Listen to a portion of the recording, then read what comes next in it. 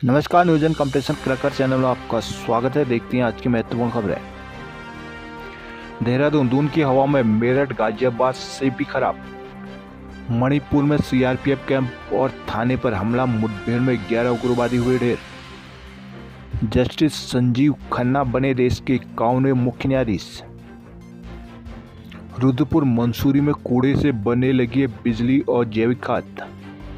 दून की आबोहवा अब ज़्यादा प्रदूषित होने लगी है। चिंताजनक बात यह है कि यहाँ के प्रदूषण का स्तर गाजियाबाद, मेरठ और मुजफ्फरनगर जैसे शहरों से भी अधिक होने लगा है। सोमवार को केंद्रीय प्रदूषण नियंत्रण बोर्ड की रिपोर्ट के अनुसार दून भारत के उन 258 शहरों की सूची में 90वें स्थान पर है जहाँ वायु प्रदूषण सबसे ज़्यादा है। बारिश का अभाव, हवाओं का कमजोर रुख और दूसरे प्रदेशों से आ रही पराली के धुएं को इसकी वजह बताया गया है। CPCB रिपोर्ट के अनुसार दून में सोमवार को QI 287 और ऋषिकेश में QI 208 दर्ज किया गया, जो खराब श्रेणी में आता है और लोगों के स्वास्थ्य के लिए हानिकारक है। जबकि गाजियाबाद में QI 252, जयपुर में 237, मेरठ में 211, मुजफ्फरनगर में 240 दर्ज किया गया है। ग्रेटर नोएडा जैसे जगहों पर QI 285 रहा, जो देहरादून के मुकाबले काफ़ी कम है।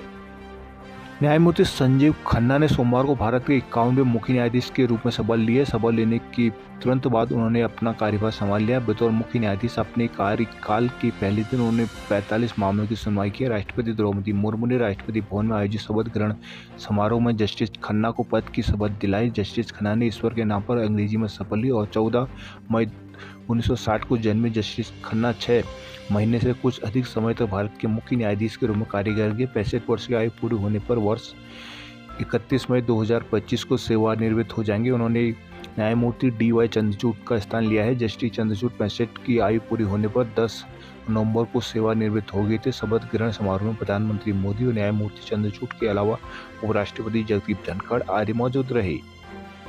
उत्तराखंड के 2 शहरों रुद्रपुर और मंसूरी में कूड़े से बिजली उत्पादन शुरू हो गया। मुख्यमंत्री पुष्कर सिंह धामी की पहल पर इन निकायों ने यह कदम उठाए। इससे इन शहरों में पर्यावरण प्रदूषण की चुनौती से लोगों को राहत मिल सकेगी। दरअसल शहरों में कूड़ा प्रबंधन एक बड़ी चुनौती है। मुख्यमंत्री पुष्कर सिंह धामी ने पिछले दिनों अफसरों को इकोलॉजी और इकोनॉमी में संतुलन बनाने हुई विकास योजनाओं बनाने के निर्देश दिए थे। इसी क्रम में रुद्रपुर नगर निगम और मंसूरी नगर पालिका ने वेस्ट टू एनर्जी पॉलिसी के तहत कूड़े के ढेर से बिजली उत्पादन शुरू कर दिया है। इससे भविष्य में लोगों के सामने प्रदूषण की चुनौती काफ़ी हद तक कम होगी। रुद्रपुर नगर निगम में 40 वार्ड हैं, जिनमें प्रतिदिन 118 मीट्रिक टन कूड़ा पैदा होता है। पहले बड़ी संख्या में कूड़ा डंपिंग साइट पर बिना निस्तारण के ही लंबे समय तक पड़ा रहता है, लेकिन वेस्ट टू एनर्जी प्लांट के काम करने के बाद ये समस्या दूर हो गई। इस प्लांट की क्षमता 50 टन प्रतिदिन कूड़ा निस्तारण किया और इस प्लांट से प्रति दिन 6 किलोवाट बिजली के साथ ही कल्याणी नाम से जैविक उत्पाद भी तैयार किया जा रहा है।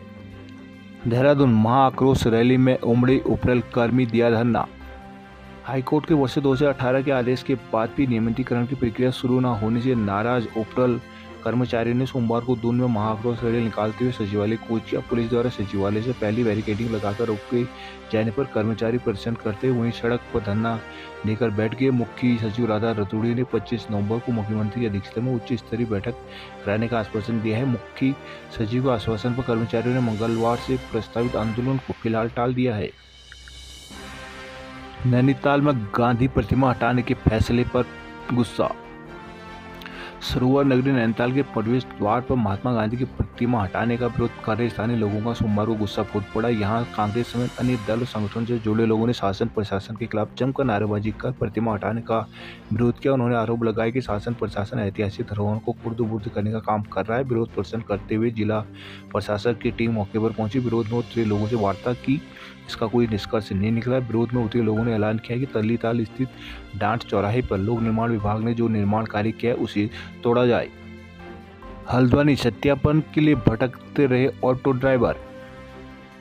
परिवहन विभाग ने सोमवार से एक बार फिर ऑटो चालक मालिक का सत्यापन तो शुरू कर दिया, लेकिन इसके सभी जिम्मेदार अधिकारियों की व्यवस्था नहीं कर पा रहे हैं। सोमवार को सुबह 6 बजे से सत्यापन कराने पहुंचे ऑटो चालकों का शाम 3 बजे तक भी पुलिस सत्यापन की मुहर नहीं लग सकी। इस कारण कुछ ऑटो चालकों ने सिटी मजिस्ट्रेट कार्यालय में प्रदर्शन किया, जिस पर कुछ देर बाद पुलिसकर्मी ने मौके पर पहुंचकर फार्म में मोहर लगाई। परिवहन विभाग ने सत्यापन से छूटे ऑटो चालकों के लिए 11 से 13 नवंबर तक अंतिम समय तय किया गया है। एमबी इंटर कॉलेज के मैदान में सोमवार सुबह 6 बजे से ऑटो चालक पहुंचने लगे थे। अपने कागजों को सही करवाने के साथ ही वाहन भी नियमानुसार बनवा रहे थे, मगर परिवहन विभाग से सत्यापन प्रक्रिया पूरी होने के बावजूद पुलिस वेरिफिकेशन नहीं हो पाया। दरअसल सुबह से परिवहन विभाग के कर्मचारी तो वहां पहुंच गए, लेकिन दोपहर के बाद पुलिस का कोई कर्मचारी मौके पर नहीं पहुंचा। इससे नाराज 10 से 12 ऑटो चालक दोपहर में सिटी मजिस्ट्रेट कार्यालय पहुंचे और प्रदर्शन करने लगे। आरोप लगाया है कि पुलिस परिवहन विभाग से सत्यापन होने के बावजूद पुलिस सत्यापन की मोहर नहीं लगे होने पर उनका चालान काट रही है। हल्द्वानी डिग्री कॉलेज के प्राध्यापकों को एआई का प्रशिक्षण आज से। नैनीताल छात्र संघ चुनाव, छात्र नेताओं ने आयुक्त दफ्तर का किया घेराव। चंपावत, ओवरलोडिंग करने पर 5 चालकों के लाइसेंस हुए निरस्त। वाहनों में ओवरलोडिंग करने पर 5 चालकों के लाइसेंस निरस्त किए गए हैं। चेकिंग के दौरान 4 टैक्सी और एक कंटेनर में क्षमता से अधिक सवारी पाई गई। कंटेनर में आगे पीछे स्कूली बच्चे बैठाए गए थे। पुलिस का ओवरलोड वाहनों के खिलाफ कार्रवाई करने का अभियान जारी है। सोमवार को कोतवाली चंपावत क्षेत्र में यातायात उप निरीक्षक ज्योति प्रकाश के नेतृत्व में चेकिंग अभियान चलाया गया। 4 टैक्सियों में क्षमता से अधिक सवारी मिली। इसके अलावा एक कंटेनर में अनाधिकृत रूप से स्कूली बच्चों को बैठाकर ले जाने पर सभी बच्चों को काउंसलिंग की गई। सभी 5 वाहन चालकों के लाइसेंस से निरस्तीकरण की संस्तुति की गई। एसपी अजय गणपति ने बताया कि यातायात नियमों का पालन न करने वालों के खिलाफ कड़ी कार्रवाई की जा रही है। चंपावत मंच तामली रोड पर मलबा गिरा, 2 घंटे रहा बाधित। लोहाघाट बिसंग महोत्सव के समापन पर स्टार नाइट। मुआनी महोत्सव में लोक रंग की धूम। बिसंग महोत्सव का सांस्कृतिक कार्यक्रम के साथ समापन हुआ। महोत्सव की अंतिम स्टार नाइट में नेपाल के प्रसिद्ध गायक चक्रबम और उत्तराखंड के लोक गायिका प्रियंका महर ने देर रात तक दर्शकों को बांधे रखा। जीआईसी कर्ण करायत प्रांगण में महोत्सव समिति के मुख्य अतिथि पूर्व विधायक पूरन सिंह पर्त्याल है। उन्होंने महोत्सव को भव्य बनाने में समिति के प्रयासों को सराहना की। महोत्सव में नेपाल से आए प्रसिद्ध गायक चक्रबम ने भजन, होली, नेपाली और कुमाऊनी गीतों से रंग भर दिया। उत्तराखंड की मशहूर गायिका प्रियंका महर ने बेड़ू पाको 12 मास से गीतों की शुरुआत की। प्रियंका ने कई मिक्स गीतों की प्रस्तुति देकर समा बांधा। महोत्सव समिति अध्यक्ष राकेश सिंह करायत ने बताया कि आने वाले समय में महोत्सव को बड़ा रूप दिया जाएगा। डॉक्टर महेश ढेक के संचालन में हुए कार्यक्रम में ब्रजेश मेहरा, पवन करायत, हरीश मुरारी, नितिन मुरारी, देवेंद्र बोरा, भुवन बोरा आदि मौजूद रहे। पिथौरागढ़ श्रम सुविधा केंद्र पर महिला श्रमिकों ने किया प्रदर्शन।